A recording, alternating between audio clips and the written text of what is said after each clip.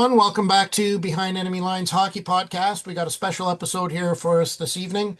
Steve and I are gonna take a stab at projecting our own Canadian Olympic hockey rosters. We've got a few different other rosters from other outlets that we're going to show for points of reference and see if we're really out to lunch or not, or how close we are. As always, I'm joined by my friend Steve, who's going to take us away with some trivia question. Well, thanks for putting this together. It's the late but early edition of the Canadian hockey projected lineup. And we have compared notes behind the scenes, and we do have a few different ones. And we'll dive into why they might be prevalent or last minute changes. But Olympic hockey, the topic du jour. When was the first Olympic Games where hockey was featured? I can tell you Canada did win the gold. What year was that? Mhm. Long before you and I were born, I would assume. Yes, Yeah, it's slightly. yeah, I look old, but I'm not quite that old. yeah. Um, so what we're going to do is we're going to dive right in because this is a special episode. We're doing a little bit different. This isn't necessarily going to be Habs related. Um, so we're not going to do game breakdowns, none of that. We're just going to dive right into it. Um, I'm going to bring graphic up on the screen here, but I'm going to read off a few other media outlets and their projected rosters. I believe what I have here is the most current from these particular outlets. Hooked on Hockey Magazine. I'm just going to run over this real quick. Graphic will be on the screen. They've got McDavid centering Celebrini and Marner. They've got McKinnon centering Crosby and Reinhart. They got Suzuki centering Hagel and Point. They've got Johnson centering Bennett and Jarvis. They've got Scheifele and Bedard as two extra forwards. Defense is Taves and Makar, Morrissey, and this one surprised me a little bit, Dobson. They've got Harley and Uyghur, and would be their two extras would be Schaefer, Bouchard. Their three goalies would be Binnington, Thompson, and Blackwood. Any thoughts on that? Or we're just going to skip right past that? And The, we'll the skip right Dobson one past. surprises me, I'll be honest with you. Yeah, I mean he was in the running, and prior to the season starting, but we know that players have had emergencies, and that's why these lists will be all over the map. Yeah. Okay. Button and Johnson out of TSN, they have McKinnon centering Crosby and Scheifele, McDavid centering Celebrini and Reinhart, Suzuki centering Hagel and Marner, Horvat centering Marchand and Wilson, and they've got Point and Bennett as their two extras. Um, their top pair of defense is Taves and Makar. Next, Morrissey, Theodore, then Sanheim and Parenko, and then I guess would be their two extra pairing would be Schaefer and Doughty, with Thompson, Kemper, and Blackwood as their goalies. Uh, any thoughts on that one? Some of them are starting to sound familiar. Yeah, like I think it's fair to say our top D pair is going to be Taves and Makar, and I think anything other than that is just silly. Um, Now we have Puckpedia. They've got McDavid centering Hagel and Marner. They've got McKinnon centering Reinhart and Marchand. They've got Suzuki centering Celebrini and Bedard. That's interesting. They have Crosby centering Scheifele and Wilson as their fourth line. They did this a little bit different. They got Taves and Makar, Morrissey and Theodore, Schaefer and Parenko. They have in what they call in the press box, they got Point, Jarvis, Harley, Chikrin, Blackwood as I guess being their extra goalie, and they have their two goalies as Thompson and Binnington. Um, uh, on a fan note, I think Suzuki centering Celebrini and Bedard, that would be pretty exciting to watch. I think that would be interesting.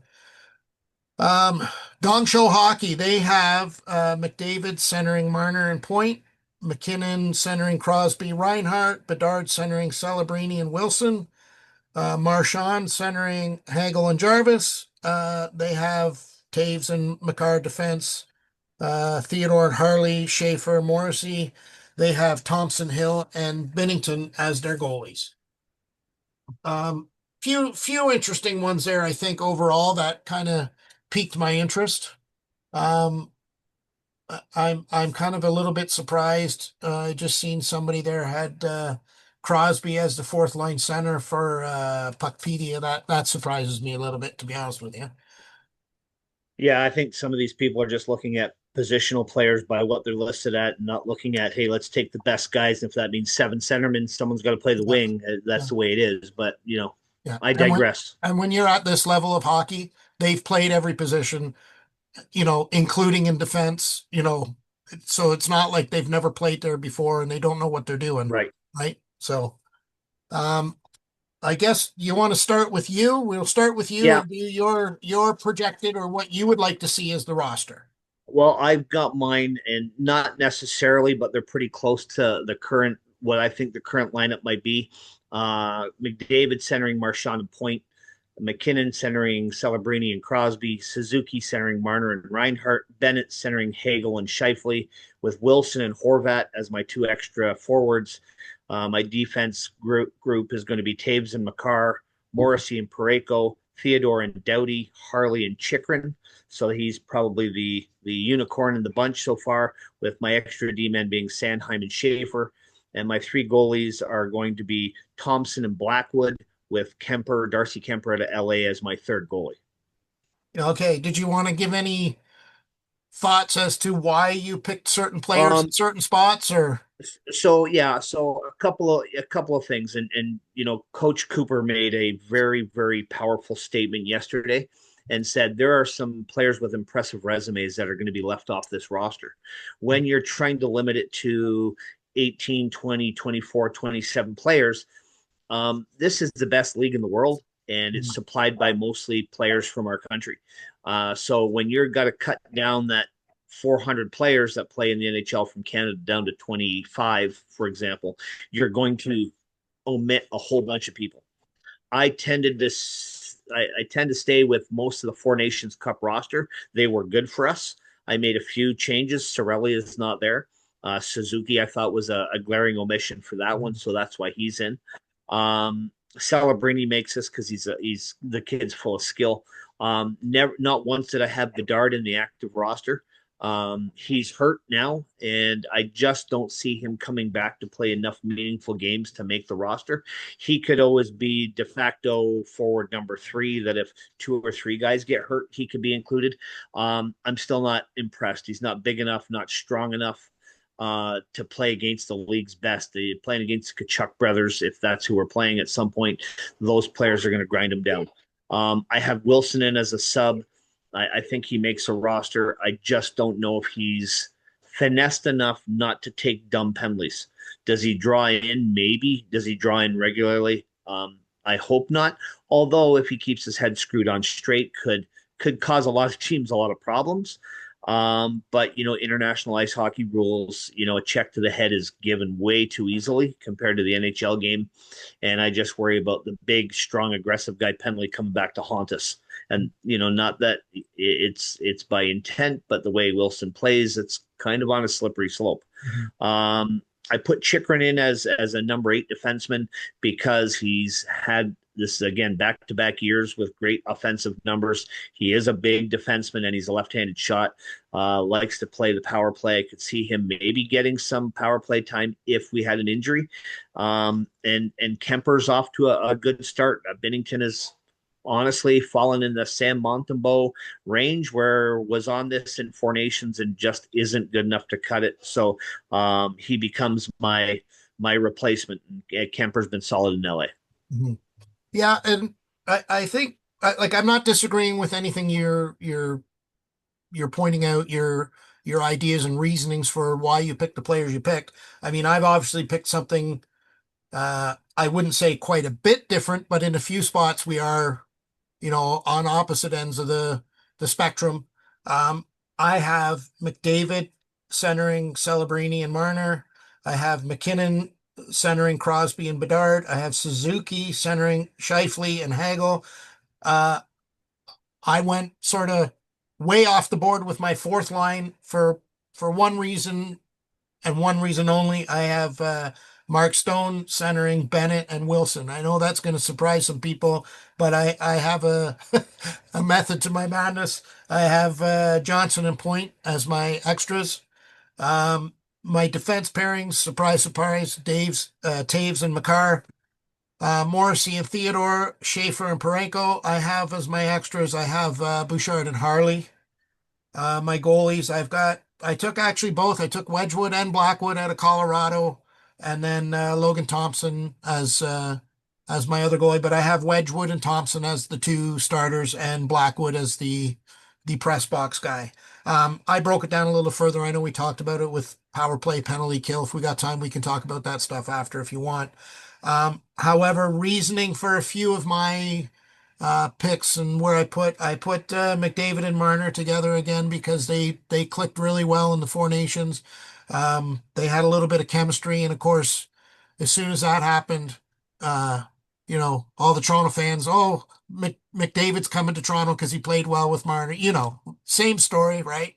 Um, and I think it's a good opportunity for Celebrini. I mean, he's tearing it up right now. He's doing really well in the scoring. I think he's fourth in the league in scoring right now. So I think it would be a good chance to give him to see what he can do. And I think he can keep up with that pace. Crosby and McKinnon, natural pair there, two hometown guys. And Bedard, I put Bedard in there because I think he can come back, and I think he could do well with those players. Um, Suzuki, Scheifele, Hagel, that sort of speaks for itself. I think three solid players that can just munch minutes, back check, do all the things that need to be done. They're not going to be counted on for scoring.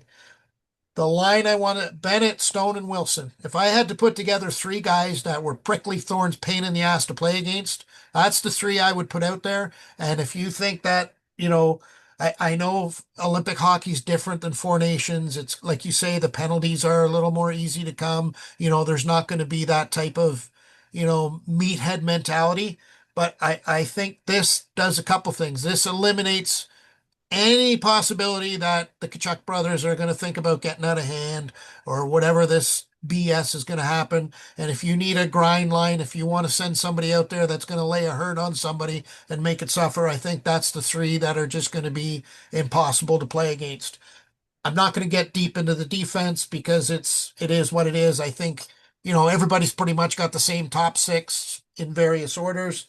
And I think that was my right reasoning. Point I put as an extra only because Cooper as the coach, he's going to want some familiarity there. He's going to want somebody that, you know, uh, he knows has a certain skill set and can send out in a certain scenario. Does he draw in all the time? I don't know, but I think he will be there as a crutch or a security blanket for Cooper. Yeah, I mean Cooper obviously has Hagel, I Yeah. believe, and Twain are both going to be there.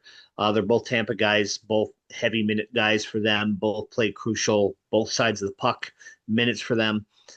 So you go back to a short tournament. This is slightly longer than the World Junior event, but you don't have too many room for errors. Yes, you got to make the medal round, and that means a quarterfinal, semifinal, final, but you got to get there. And this is a little bit about finesse as well. You got to manage minutes because when the back's against the wall, the only thing you're managing is a scoreboard. Um, I think we have enough talent with the groups, however different they are, um, to really do some damage. I have Celebrini playing with Crosby because he played with the World Hockey Championships with Crosby. So I think that chemistry that they had there, keeping them together, is probably key for the young kid. But again, there's so much talent here. It could be one line out in the first period, a different line out in the second period, and then back to the same line in the third period. Mhm. So the job for the on ice general, Mr. Cooper, and his staff is to make sure that the other team doesn't see us as predictable. And I Mhm. think we could double shift one guy here and drop a guy a shift there, and I don't think we miss a beat. Mhm. So this will be a grind. But again, and some of these, Horvat was a dark horse for me because he's just coming back for an injury. So could you name him? And if he's not ready to go, does Bedard become the replacement like I talked about? That's a possibility. Um, What's the the rule? I know they got a rule because the rosters have to be in. but they are, I believe they are allowed a certain amount of substitutions for Injury, injuries. but only before they go though. Yeah, So if like any of so these players, up until the day they start, I think it is. But yeah, what's the because I mean it would never happen, but you just can't completely rename the whole team. I think no, you're limited on the number of spots. Do you know what that is or no, I don't think you're limited. I think as long as the guy is legit. I mean, if three of these guys break legs, ankles, or cheekbones, and they really can't play, I mean, okay. you're gonna replace them. But I Yeah. don't think if any of these guys named, I think if one guy, unless there's a life changing event that he just can't go there. Once the tournament starts, this is the lineup you have. Yeah. So it's important that the guys that are named, including the two extra forwards, two extra defense, and the goalie, are all capable to play 20 plus minutes a game if that's what's required of that position. So I think we have some tumultuous selections because you got to make sure Horvat may be the guy that's out and he might be the first guy in if somebody else should get hurt along the way. So, again, a lot of these guys wear letters on their jerseys and their club teams. It's no shortage of experience. We've got maybe one of the oldest guys in the tournament, Sidney Crosby, but still one of the best. Yeah. So, Still playing like one of the youngest. yeah, and just a guy who keeps going back to the fountain of youth every year and, Yeah. and keeping his career going at the point per game pace that he does is truly remarkable. But he brings that intangible that he knows how to win. He's a big game guy. He's going to lead us. Let's be honest. It doesn't hurt to have McDavid and McKinnon riding shotgun behind them, and then the entourage continues. So should be an exciting time. We will be able to compare notes next week. So there's a couple, on some lists. We talked about this before. Suzuki wasn't in the Four Nations. There was talk that he was snubbed. He, I think, has played since the Four Nations. He's been one of the top five centermen in the league, point wise and effort wise. And I think, when we talk about what a guy brings, his 200-foot game, being able to play up and down the lineup as an offensive or a defensive minded player from the Montreal Canadiens perspective, I think he draws in. I just don't think Sorelli gives you enough offense, although his statistics will tell you, but the NHL stuff is different. So I think that's where I like the change. And, this is not a surprise. If there's one position that we are going to struggle to come to terms with on, is this the way? It's the goaltenders. Mhm. Yeah, I We, think I would agree. And I mean, you and I have talked about this for months now, how, Canada's goaltending situation, we've been spoiled over the years with, Carey Price and Fleury Roberto and Luongo and Brodeur, Fleury. Lawan. I mean, it was just like one after another. It just seemed like they were pumping them out and we couldn't, you couldn't miss. Um, but this year, I think we're fortunate enough, and I know you'll agree with me realistically, Canada could field two teams and possibly win gold and silver. I mean, I think Canada is that rich in talent uh, to do it. I mean, Yeah, if you did it right. I mean, I don't want to slight the other countries, but I mean, we are loaded with skill. I mean, when you can have every hockey group podcast pundit and everything having an episode like we are on picking an Olympic team, that alone should tell you the the massive interest but also the massive skill because we could have 20 guys and have 20 different right. teams, And right? you referenced the other podcasts and publications, and none of them are paid to send us their lists. These are reputable or popular podcasts and groups. So we've just randomly pulled them because they're great reference points. And you could go up and down the five lists and say, okay, well, we have five different guys. Well, that's already 20% of the next team. So like you say, Yeah. we could be halfway there. Yeah. The struggle would be the goaltending, but there's going to be a drop off somewhere. Yeah. We're already talking about the top three, maybe four. We get down to a 5 and a 6. I mean, it could be Wedgwood, and if you went on my list, for example, Wedgwood would be a guy in the next list. Would Binnington be on the next list? Then we'd have to Yeah. find somebody else. Yeah. I'm available if they got that far, but that would be a challenge. But we definitely have enough skill and talent. Because let's be honest, if Bedard is left off this list, here's a guy that's in the top 10 in scoring and would be even higher if he didn't get hurt. Could be left off this roster. Yeah. Yeah, and it's I don't want to say it's a shame. I mean, but it's kind of a young guy breaking in, gotta, make his bones, whatever, and it's all part of growing up, learning the game, becoming a pro. I mean, I don't think there's any doubt he'll be around the next Olympics for sure. But Oh, absolutely. And I'm um, not doubting that. And that's the same reason I don't have Matthew Schaefer in the starting group. Let's not forget he's 18. yeah. It's a big accomplishment, even if he goes and doesn't draw in, just to be there and to learn. And I hope that's the only reason he's there. I would hate for this kid's career to be unhinged because he's on the ice for one bad goal that kills us. Mhm. A guy like Doughty or Morrissey or Taves or McCarr, they've been around long enough they can shake it off and understand, and people Mhm. will give them the benefit of the doubt. But if that kid's on the ice and is he ready for it? He will say he is because Mhm. that's the right answer. Mhm. You don't want to say, "Oh, I'm scared shitless," and now pick me. But I just think it's I mean, Sam Montembeau says that, "Hey, I'm scared shitless for a puck, but put me in tonight, coach." Yeah, yeah. But I mean, we've got such depth and skill that there's no sense rushing him, and that's just an opinion. Mhm.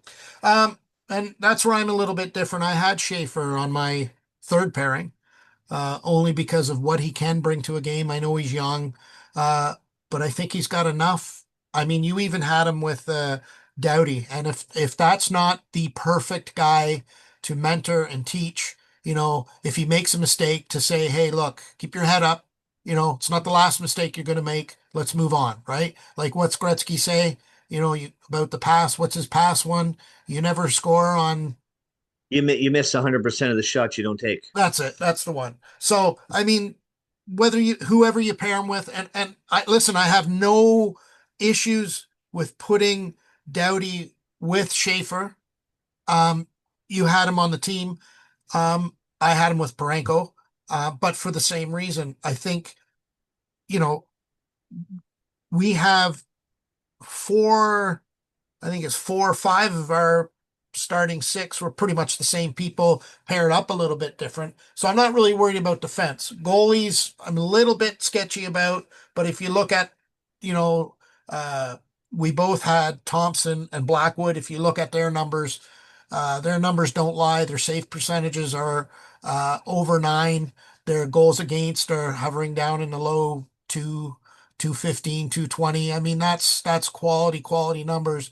That I don't think goaltending's going to be as huge as a problem as we might think for several reasons. I think our defensive core is going to be such a solid core that the goalies, listen, I don't want to say they're going to find it easy, but it's not going to be as difficult, I think, a problem as what some people are No, maybe we suspecting. we have a great blend of offense and defensive components within our defense. And we also have great puck moving defensemen. So when you're looking at Makar and Morrissey and Theodore, they all make great first passes. So we shouldn't be penned in our own end for long. It's going to happen. We're not gonna run this tournament and win 9 games and score 80 goals and give up 0. It's going to happen. Mhm. You get a power play and you get pinched, the puck doesn't get out, and it's odd numbers down low, and puck ends up the back of your neck. Going to happen.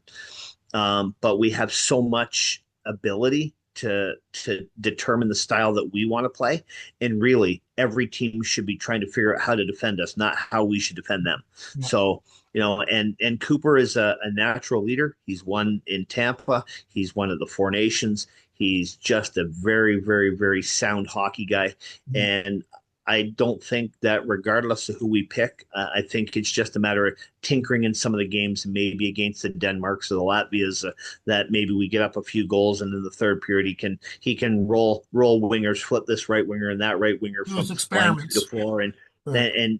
and still roll it out for 10 productive minutes. So Yeah. we're lucky and we're fortunate, and we Mhm. just have to not take anything for granted, but play the games the way we're supposed to play, and I think good results are going to happen. And I think another thing you mentioned, Cooper, I think the players, they all know him, they like him, they respect him. He's got a resume, so it's not like he's there without any, accolades or awards previously. He's won it and they know it and they respect him. But I think the players too. I think the players go in knowing that, what do we always say? You're playing for the logo on the front, not the name on the back. Well, now it really is because these guys are Canada, Canada, Canada, and they're going to be, you know, doing what needs to be done. If, somebody who's normally, and I'll just say Suzuki, he's C1 in Montreal. If he's got to be the third center, fourth center, fourth line winger, whatever, he's willing to do it. And I'm just using Suzuki's example, but to a man, every one of them will be the same thing. Play me where you need me, coach. I'll do what you Yeah, want, right? And I think that's yeah, a big difference. yeah. And this is the luxury in having talent as deep as we have is, all these guys are number one, whether it's a winger or a centerman on their team. Now they're coming here and being told, well, you're not number 1A, you're number 1D because we have four lines deep, Yeah. right? So, it's kind of a nice problem. And, if Cooper was not a good coach, these guys wouldn't come back. Yeah. You listen to interviews when they're talking about speculation and what's coming, they all say the same thing. It's an honor to put on this jersey. I want to be part of winning again. And, I expect every single guy to accept that if they only play 8 minutes, they only play 8 minutes. If they're asked to play 28 minutes, they play 28 minutes because they're going to bleed red and white trying to get this gold medal, so, it's what we've been waiting for. This is the reemergence of the NHL players, and we just need to get the job done. Like get to work, put on the work boots, get dirty. No prisoners, as I like to call it, full throttle, one foot on the throat, one on the gas pedal, Yeah. and let's just run her down. Mhm. Yeah. And I'm kind of, I don't want to get into comparing rosters of other teams and everything else. I mean, you look at We can that's banter that another day. yeah, but I just want to touch quickly. I wish the Russians were there. It would be a whole different tournament. I mean, I think that would be I mean, I don't think it affects Canada that much, to be honest with you, but I think it would be a totally different tournament. That's all I wanted to say about It would be because we talk about the best players, and you want the best players in the game there. And as far as a Canadian goes, you want to see the best players. You don't want to see a retread of Bobby Clark getting there at 60 years old. I mean, he yeah, was a great player back in the day, but you don't yeah, want to see him play today. Phil Esposito did wonderful things for Canada, but we don't need to see him in a walker on yeah, ice. yeah, So, we leave yesteryear in yesteryear. But that being said, if you look up and down at the roster, there are some of the best players in the game, fortunately or unfortunately, come from Russia. mhm, And not to have them as a collective group there, um, is it going to be the asterisk? It will be. There's somebody at some point down the road that's going to say, yeah, mhm, Canada won this or Canada didn't win that because the Russians yeah. weren't there. They If the won, Russians, but yeah, because Ovechkin, how nice would it be for him after everything that he's done to get his last hurrah?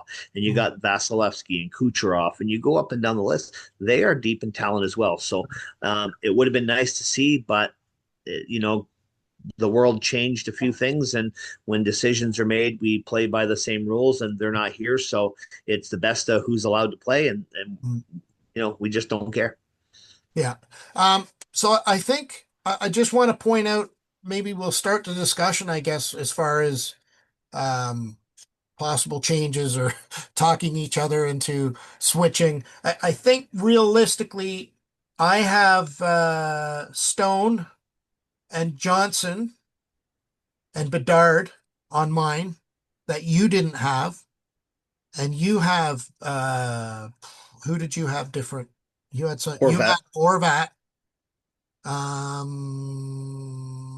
There was somebody else I thought you had different than me too. Because I had Point. You had Point starting on the first line. I mean, it's first line, like you say, of four first lines. Um, what any any changes? Anything? Uh, I think the one, if you look at who you're matching up with, depending on the opponent, depending on what style of game Cooper wants to play, I see Shifley as being a guy who could move up and down this lineup. He could be on the fourth line today and the first line tomorrow because he's he's like Tom Wilson. He can skate, he can shoot, he can hit, he can score, he can play defense. Um, So if he has to play on a line with Marner and Suzuki to balance it out, maybe he slides over there and Hagel drops down to the fourth line, you drop Celebrini down because he's out of his element. There's a chance to intermix talent with net result. The net result doesn't have to be win by 12. It just has to be win, right? Goal differential may be a factor, but if you go undefeated in pool play, it doesn't matter what your differential is. Yeah. Worry about your wins and let the tiebreakers sort themselves after. Yeah, you just got to be in the hunt. So, it's a lot of these guys are consummate professionals. They've done this before. A lot of them played Four Nations. They know each other. A lot of these guys train with each other in the off season. So, do they need as much gumption to figure this out? No. You've seen it. If you're from Canada and you haven't seen commercials for years and years, Crosby and McKinnon have done Tim Hortons commercials. You can play them together with their eyes closed and legs taped together, and they'll still figure it out. So I don't think that's as big of a deal. You bring in the newcomers like a Scheifele or Suzuki or Celebrini. They maybe had some world championship experience or skated with somebody in the summer, but you know what? These guys have trained for years, 20, 30 years playing hockey. Some of these guys, as long as they can skate, they've been playing. Crosby, at 38, he's been playing since he was 2. So it's not new. They know how to do this. It's just a matter of accepting the role given any particular 10-minute increments or periods and just get to business. Okay, let's touch quickly. We'll just take a minute and touch on potential power play and penalty kill units. You got any thoughts on that? Like I have some stuff written down here. I don't know if you want. I have, I can, and we'll go through it quickly. I mean, we don't need to beat this terribly up and down. My first power play unit, I have Crosby, McDavid, McKinnon, Makar, and Reinhart. Pretty much the number one power play unit from the Four Nations Cup. So they were successful there. Why change it? Unit number 2, I have Marner, Point, Scheifele, Morrissey, and Celebrini. So again, you got your mobile defenseman in Morrissey, and you've got guys who are set up guys in Marner and Point. Morrissey or Scheifele can score, Celebrini can score. So I think you get enough balance there. But again, if you're not going to dress Scheifele and you're going to dress Wilson, maybe Wilson comes into that spot. Well, it's funny you mention that because believe it or not, I have Wilson on my PP1. I have McDavid, Marner, and Wilson, and Scheifele and Makar as our number 1. And the reason I had Wilson on there is you and I have talked about it in the past about the idea of putting Jack-Eye on the power play and jam him in front of the net. Because with Wilson's big body in there, there's nobody moving him. I don't care who you put there. Once he plants his feet, he's there, and he's going to make it miserable for that goaltender to see the puck. And when you have Makar able to dish the puck the way he can to those other 3 guys, it's like that goalie's gonna have his head on a 3-way swivel, and I don't think he's gonna be able to keep up. That's my logic for putting Wilson on PP1. I know people are gonna say, Sheldon, you're crazy. You smoked the weed or something, but that's my logic behind it. My power play. They've said that for years. My second unit would be McKinnon, Crosby, Celebrini, Bedard, and Morrissey. Crosby and McKinnon together, just to me, makes a natural fit, natural sense. The way Celebrini's scoring, I think he can fit right in there again. And same thing, Morrissey, he's got that puck moving guy. He's got that vision. He's got the same idea. He can do the stuff that Makar does, not quite at that level, but I think that would make a good second power play unit. And again, qualifying statement, same as before. There's probably 8 or 10 names we could shuffle in and out of here and they would all do well. We're just doing our own personal picks of who we think would be the premium players at these spots. Yeah. And I'll jump in quickly and touch base on the penalty kill guys. I have in PK1, I have Hagel, Suzuki, Taves, and Parayko. PK2, I have Marchand and Bennett with Doughty and Theodore. So, again, I've tried not to double up the power play guys and the penalty kill guys so that, when lines come back on, if you're killing one or taking advantage of another, you've got guys that slot back in and we share the wealth because that's what this tournament is based on. Yeah. And I did the same thing. I tried to keep it separate. I mean, there's a lot of players could have played both. We know that. Right. For the same reason, I tried to keep it separate because you don't want to wear these guys out, even though it is a short tournament. You don't want to wear them out. You want, when the games get meaningful later on, you want them to be as fresh as possible. And like you say, for line rotations, you don't want to have, and I'm just going to say McDavid, you don't want him out there on the power play and doing the penalty kill and then expect him to be jump right back in at the next line rotation. So we had a lot of similar, we were probably 70 or 80% on our penalty kill. Penalty kill one, I had Suzuki and Bennett with Pareko and Taves on the defense. I had Stone, I had it written down wrong here, but I had Stone and Hagel up front and Theodore and Schaefer uh, on the back. Now, I know you might be thinking Schaefer. He's not that guy. I don't know. I just think he's somewhat special. I think he's the guy that, a little bit of a chameleon. I think he can play defensive hockey as well as he plays the offensive game. Maybe I'm wrong. I just don't know. Yeah, I mean, he does all that in New York. I just think going on best every night, and the pressures. I just think that maybe he's in over his head, but I've been wrong a few dozen times, probably today alone, and this Yeah. probably is going to be no different. Yeah. Okay.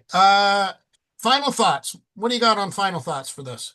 Final thoughts. It'll be interesting to see. I mean, I think 85% of this roster in my selection, as is yours and all the others, are based off the Four Nations Cup roster because we won. Mhm. These guys are still at the top element of their game. So I expect those same, 85 or 90% to carry forward. Mhm. Much of the same coaching staff. So they're going to have loyalties, and that's just going to be. I think it's a changing of the guard time. I don't have Stone in my roster for that reason. I think we have to give other players a chance to play. But Mark Stone's a leader. So would I be surprised if he's in? No, but I'm not surprised if he's out because whenever you swap one in, one has to go. Mhm. And you touch base on it. I think our goaltending is better than most people would ever say, Mhm. but they're looking at the Americans, for example, and having Hellebuck, Swayman, and Ottinger as three of the top goalies in the maybe of the top 10 in the league, all in American Mhm. uniforms, but they don't win big games at the big game events. So am I worried about that? No. We have this covered. Mhm. So, I'm looking for a strong performance. And honestly, if I'm making a bold prediction, even though I live in Albuquerque, New Mexico, I'm still saying go Canada, go. Yeah. Yeah, and I would agree. I think our, like you say, 80, 85%. I think the only one that we really had different, like you said, I had Stone, you didn't. You had Marchand, I didn't. I mean, Marchand is that player. I hate this mouthy little short little prick. You know what I mean? But when you're a Habs fan, that's just how it's going to be, right? I think his time has come. I think he's aging out, I guess you would say. But like you say, if he's in, he can play, right? But if he's in, I don't think it's wrong. If he's out, I don't think it's wrong. Same thing.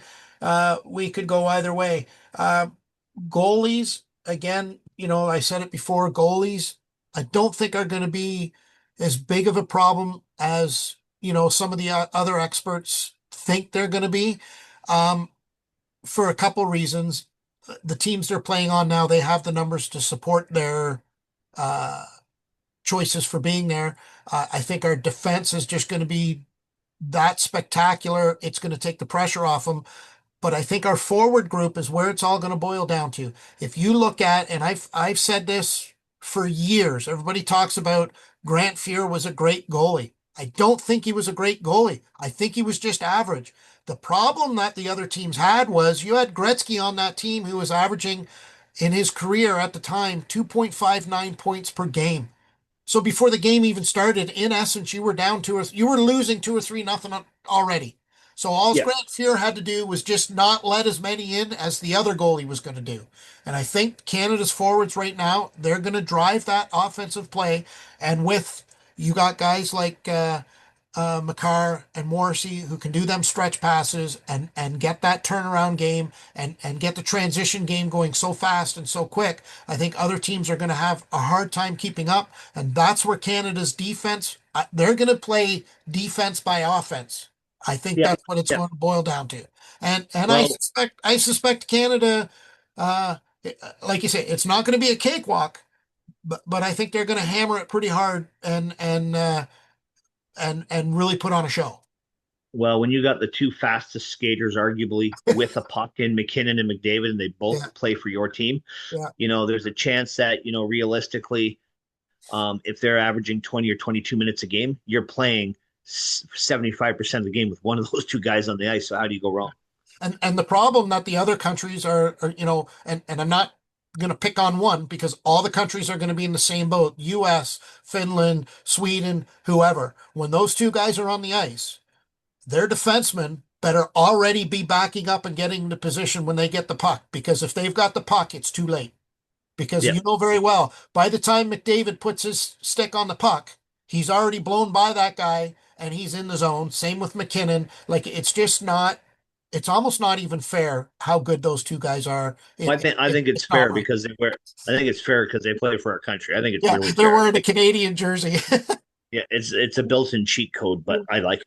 Okay, so I think that's going to wrap up the discussion on our Olympic rosters. Like Steve mentioned earlier, I think we're about 80% in agreement on players, maybe a little higher. We're even higher. Sorry, I think we're higher in agreement on the players. Our little bit of difference is on, where they slot in positionally. Again, I think it's great discussion. And I think, Steve, you're going to jump in with the answer to our trivia question. Answer to the trivia. So, first year for Olympic hockey, Canada won gold was 1920. Woo! So, long before you and I were around. And while we're talking about it, fun fact: we won the first four, 20, 24, 28, and 32 before those pesky Great Britons, as we talked about, one in Yeah, 36 yeah. might be their claim to fame. That's a But trivia question nobody would get. yeah, nobody would get that one. Who dethroned the Olympic champions from the ice hockey competition? Nobody would pick Great Britain. Yeah, So yeah, so we had a 4 year run, 6 to 7 years, or 7 of 8 years, or something, with an interruption from the Brits. yeah, So yeah. So good question, good answer. 1920, long way back. Thanks again for watching. Hope you enjoyed this episode and discussion. Maybe you guys can sit around the rec room with your beers and have your own list, put your own team together. Let us know what you think. Let us know what your team is. Maybe you want to let us know what you think, where we, you know, we're way off the mark. tell me where I'm wrong. It's Yeah. okay. Yeah. Anyways, thanks for watching. Remember, like, share, subscribe. And as Steve always says, Keep your stick on the ice.